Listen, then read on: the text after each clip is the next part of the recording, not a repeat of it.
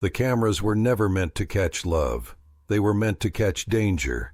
In a house built like a fortress of glass and marble, a billionaire father watched from his private office as tiny red lights blinked awake across the screens, each one focused on the most fragile thing in his life. His son, once full of motion and laughter, now lay paralyzed from the neck down after an accident that shattered more than just bones. The man had lost faith in promises and smiles, so he trusted only technology. But the night he finally pressed play on the hidden footage, his breath stopped, his hands trembled, and his heart broke open in a way money had never prepared him for.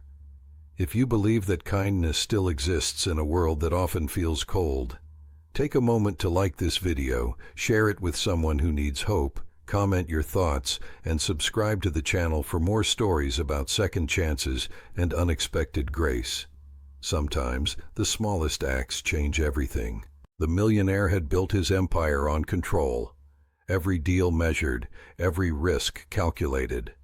After the accident that left his son paralyzed, control became his only shield against grief. Doctors came and went. Specialists flew in from around the world. None of them could promise what he wanted most: movement, recovery, a future that looked anything like the past. His son's room became the quiet center of the mansion, filled with machines that hummed softly through the night, monitors blinking like stars that never slept. The boy's eyes followed the world from a bed that refused to let him participate in it. The father smiled for him, but inside, fear gnawed relentlessly. Hiring help had been unavoidable. The mansion was too large, the care too demanding. Nurses were professional but distant. Therapists were skilled but rushed. Then came the maid, a young woman from a modest background, recommended by an agency with a flawless record. She moved quietly through the house, cleaning, organizing, never lingering too long in any room. The father noticed everything, and yet he noticed nothing unusual. Still, something in him refused to rest. Stories he had read, headlines he had seen, whispers of neglect and cruelty toward the vulnerable haunted him. That was when he installed the cameras, hidden carefully, justified in his mind as protection, not suspicion. Days turned into weeks. The footage piled up, hours of routine, silence, predictable care. The father rarely watched it all. It was enough to know it was there. But one sleepless night, when guilt and exhaustion refused to loosen their grip, he opened the feed from his son's room. He expected boredom. What he saw instead unraveled him. The maid entered the room during her break, long after her assigned duties were finished. She checked the hallway, not with guilt, but with a softness that suggested she did not want to disturb anyone. She washed her hands, adjusted the curtains to let in more light, and sat beside the bed. What followed was not part of any job description. She began to gently stretch the boy's arms and legs, movements slow and careful, as if she were listening to his body.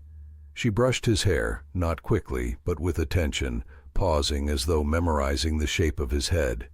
She placed headphones over his ears and played music, old songs that filled the room with warmth.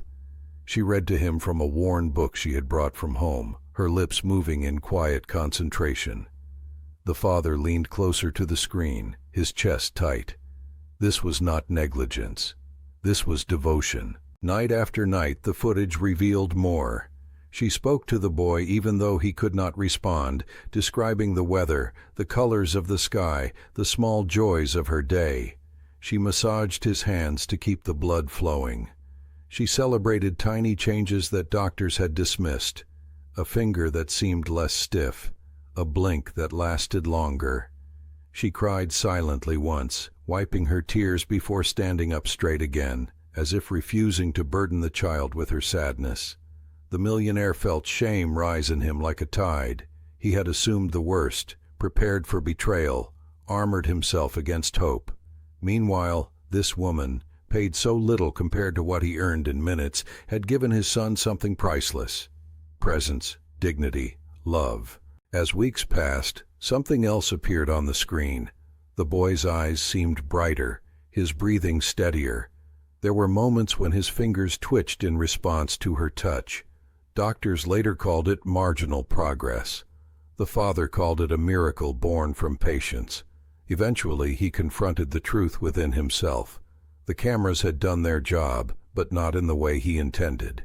They had protected his son by revealing a heart he never would have trusted otherwise. The maid was called into his office one morning, her hands folded, her posture calm but unsure. He did not accuse. He did not interrogate. He thanked her, not with words alone, but with action. Better pay, formal training funded by him, a permanent role in his son's care.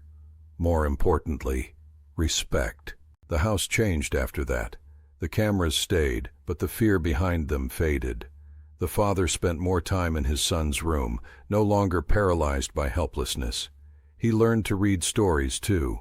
He learned that healing was not always loud or fast. Sometimes it was quiet and invisible, happening in moments no one thought to measure. Just before this story ends, take a second to comment below and tell us what this moment meant to you. Your words matter more than you think. In the final footage the father watched, the maid held the boy's hand while sunlight spilled across the bed. The boy's finger moved, just slightly, curling around hers. It was small, it was fragile, but it was real. And in that moment, a man who owned everything finally understood that love, when given freely, can move what the world says is immovable. If this story touched your heart, please like, share, and engage with this video. Sometimes the greatest protection is not a camera, but compassion,